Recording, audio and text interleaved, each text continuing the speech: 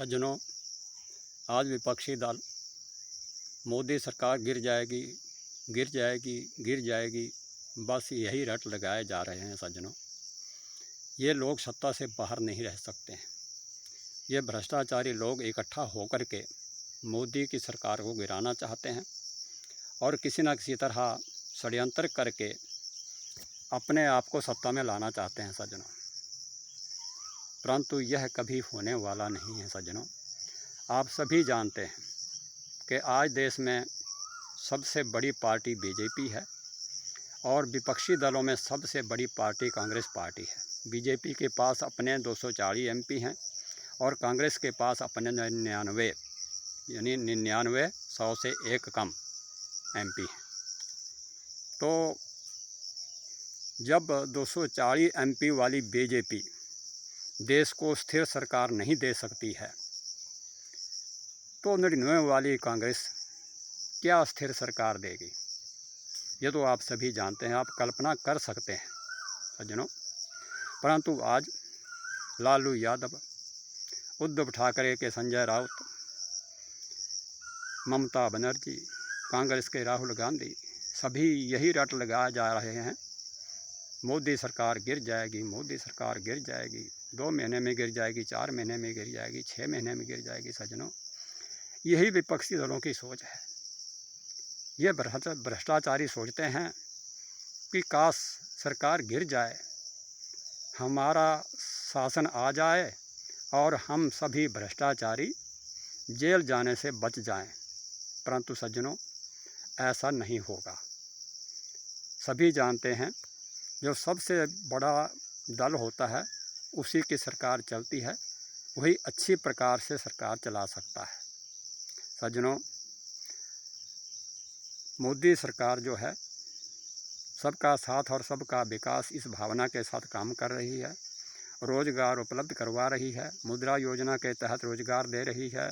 विदेशों से जो हम हथियार पहले प्राप्त करते थे, आयात करते थे, अब हम अपने देश में उन हथियारों को बना रहे हैं।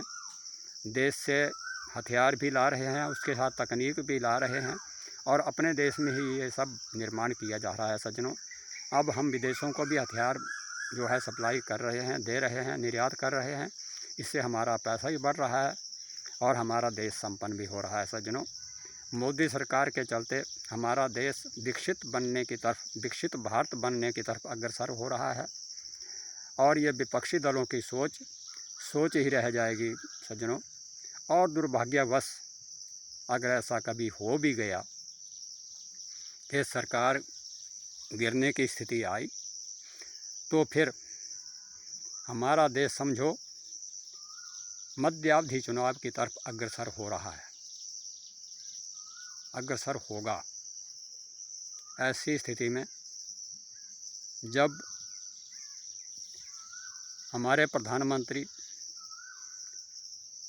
राष्ट्रपति के पास लोकसभा को भंग करने की सिफारिश करेंगे, तो राष्ट्रपति भी सोच समझ करके सरकार की स्थिरता को देखते हुए कि जब 240 एमपी वाली बीजेपी स्थिर सरकार नहीं दे सकती है, तो 99 वाली कांग्रेस स्थिर सरकार कैसे दे सकती है?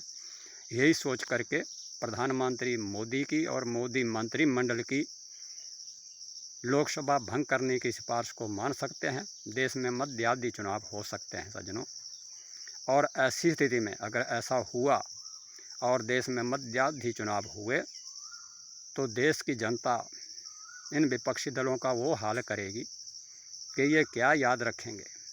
सज्जनों, देश की जनता इन लोगों का प्रबल विरोध करेगी और इनको धरती पर ला देगी। अब जितनी सीटें इन्होंने प्राप्त की है, वो सब की सब ये हार जाएंगे और इनका पतन बहुत ज़ोर शोर से होगा। इसलिए मैं चाहता हूँ, मैं भगवान से प्रार्थना करता हूँ कि यह मोदी सरकार पूरे 5 साल काम करे, 5 साल चले और अच्छे काम करके फिर सत्ता में आए, जिससे मेरा देश, मेरा भारत विकसित राष्ट्र बने। इसी भावना के साथ यह वीडियो आपकी सेवा में प्रस्तुत है। जय हिंद, जय भारत।